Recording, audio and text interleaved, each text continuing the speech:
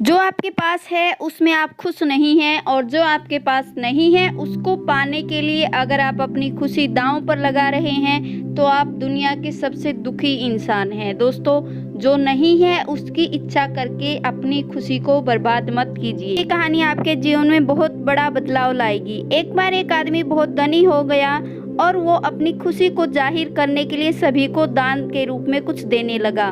तभी जब वह एक दिन सभी को कुछ दान दे रहा था, तभी उसकी नजर एक भिखारिन पर पड़ी। उसने उस भिखारिन को अपने पास बुलाया और एक सोने का सिक्का दे दिया। लेकिन जैसे ही भिखारिन सिक्का लेकर वहां से चली, तभी वो सिक्का नाले में गिर गया। और जब वो सिक्का नाले से ढूंढ रही थी, तभी उस आदमी ने उसे बुलाकर एक और सिक्का दे दिया। लेकिन वापस जाकर वो फिर से उसी सिक्के को ढूंढने लगी। दोस्तों, क्योंकि उसके पास 2 सिक्के हो गए थे, फिर से उस आदमी ने उसे बुलाकर कहा कि मैं तुम्हें एक और सिक्का दे देता हूँ, तुम दुखी मत हो। और यह कहकर उसने एक और सिक्का उसको दे दिया।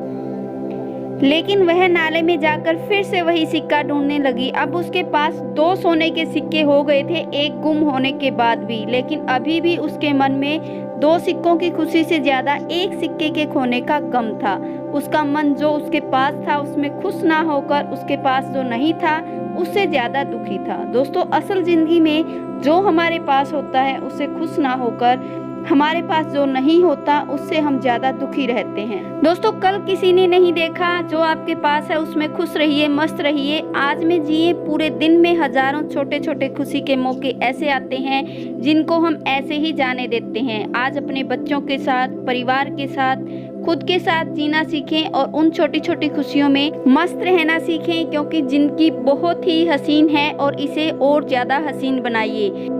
क्योंकि एक बुद्धिमान व्यक्ति वही है जो चीज उनके पास नहीं है उसके लिए शौक नहीं करता, जो उसके पास है उन चीजों के लिए बहुत खुश रहता है। जो भी आपके पास है उसमें खुश रहिए, जीना सीखिए और जिंदगी को बड़े ही मजे के साथ जिए।